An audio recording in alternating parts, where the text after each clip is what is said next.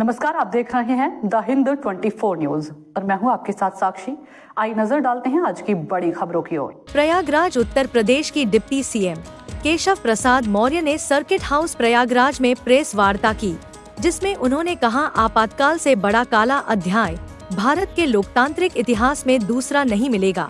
इंदिरा गांधी की सरकार ने हमसे हमारे मौलिक अधिकार तक छीन लिए थे, यहाँ तक कि व्यक्तिगत स्वतंत्रता और जीवन का अधिकार भी वापस ले लिया गया था। पूरे देश ने एक निर्मम तानाशाही के अभिशाप को भुगता। लोकतंत्र पर इसका कितना निर्भर असर पहले था, इसकी एक बानगी यह भी है कि प्रेस की आज़ादी भी छीन ली गई थी। अखबारों में सेंसर बैठ गए थे जो खबरों में काट छाट करते थे। यह स्टेशन पुलिस के अफसर थे। अखबार सारे संपादकीय लेख और खबरें इन सेंसर के पास भेजने के लिए मजबूर किए गए थे। क्या यह एक लोकतंत्र में हो सकता है? हरियाणा के गांव का मामला उसे समय खूब चर्चा में आया था। पुलिस ने समूचे गांव को घेर लिया और 8 से 80 साल तक के प्रत्येक पुरुष को नूंह स्थित नसबंदी कैंप तक ले जाया गया। देश में लोकतंत्र और जनता की बुनियादी अधिकारों की चिंता करने वाले सभी लोगों को आपातकाल के उन डराने वाले दिनों को कभी भूलना नहीं चाहिए। आई सुनते हैं उत्तर प्रदेश के डिप्टी सीएम केशव प्रसाद मौर्य ने और क्या कहा। प्रयागराज मंडल के डिवीजन हेड सुशांत त्रिपाठी की रिपोर्ट। पार्टी के क्षेत्रीय उपाध्यक्ष आदरणीय श्री अभिचंद गुप्ता जी और 32 सभी सम्मानित पत्रकार बंधुओं का हार्दिक स्वागत अभिनंदन। और माननीय जी से निवेदन है कि आज के विषय को लेकर आप अपना वक्तव्य लिखते पाते हैं।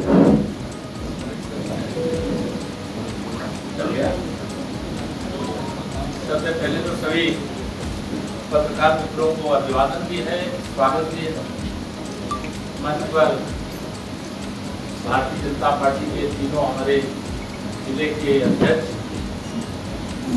संजय गुप्ता जी, निर्मला पासवान जी, राजेश शुक्ला जी, हमारे जिला और महानगर प्रताप नाथ जी, रक्षा महापौर परेश केसरवानी जी, डॉक्टर वीके सिंह जी और हमारे लोक विधायक श्री गुरुप्रसाद जी और देश जी और सभी साथी। भारतीय जनता पार्टी आपातकाल लगाए जाने के 50 वर्ष आज 25 जून को पूरे हुए हैं। इसे संविधान हत्या दिवस के रूप में मना रहे हैं और जिस प्रकार से अंग्रेजों की पराधीनता से हमारे स्वतंत्रता संग्राम सेनानियों ने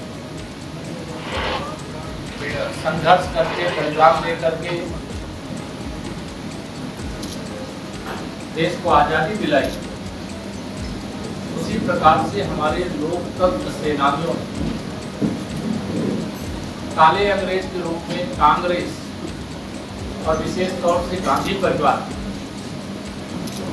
की गुलामी से मुक्ति दिलाने का काम, संविधान और लोकतंत्र को बचाने का काम किया। इसके लोकतंत्र सेनानी सम्मान समारोह भी आज होगा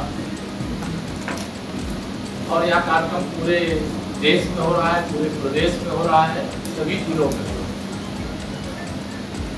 1975 25 जून को जब आपातकाल लगाया गया था तो इस समय की भारतीय जनता पार्टी, उस समय की भारतीय जनसंघ,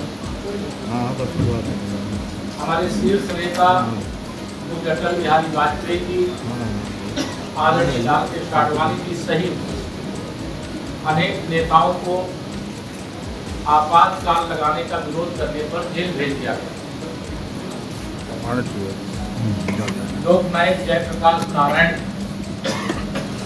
जिन्होंने स्वतंत्र भारत में संपूर्ण प्राप्ति का नारा दिया था और आपातकाल के खिलाफ लड़ाई की आवाज को बुलंद किया। देश के प्रधानमंत्री रहे मोरारजी देसाई जी, उनको भी जेल जाना पड़ा और अनगिनत नेता जिनका नाम लूंगा करने वाले राष्ट्रीय स्वयंसेवक संघ के प्रचारकों पदाधिकारियों तक को जेल भेजे। साथ ही मीडिया के आप सब मित्र हो, मैं मीडिया का अभिनंदन करना चाहता हूँ कि जब देश में आपातकाल लगा, उस आपातकाल के विरोध में उस समय जो प्रिंट मीडिया का ही पूरा समय लगभग रहता था, तो अखबार के पन्नों में कुछ लिखे बगैर छोड़ दिया गया था, क्योंकि वह काला दिन था। स्वतंत्र भारत के अंदर एक काला अध्याय शुरू हुआ।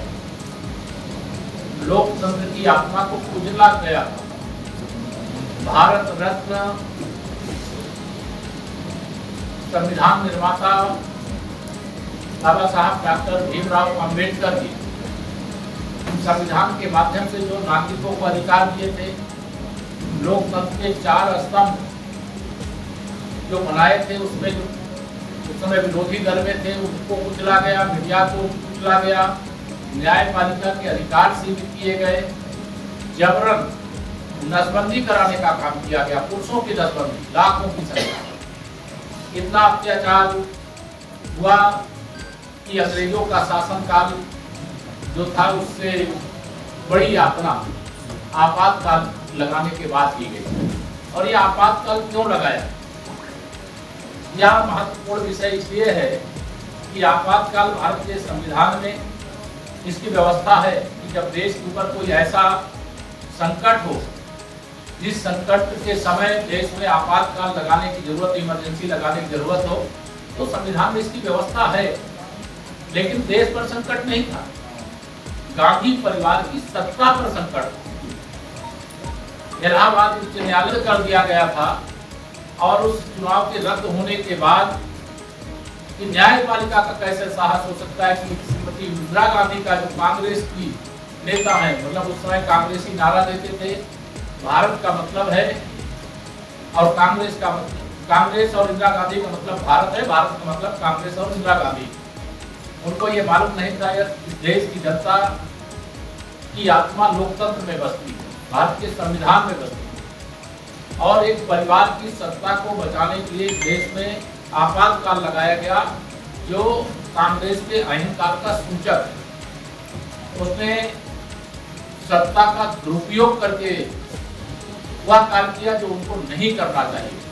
हम इसकी घोर भर्त्सना करते हैं, क्योंकि आपातकाल लगाए जाने के 50 साल पूरे हुए हैं और 50 साल के इसमें पत्रकार मित्र भी कई बैठे हैं जिनकी आयु 50 साल है।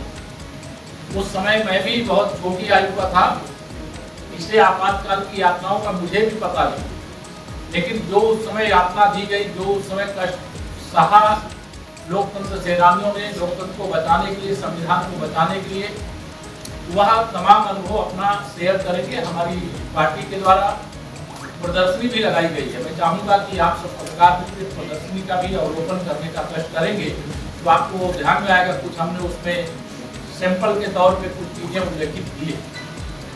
मैं यह सब लोग उस आंदोलन का हिस्सा, लेकिन आज वो कांग्रेस की गोद में बैठे।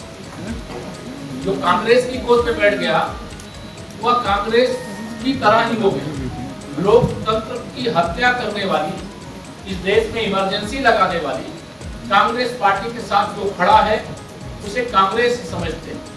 इसलिए मैं तो आप सबके माध्यम से ही देखते रहिए द हिंद 24 न्यूज।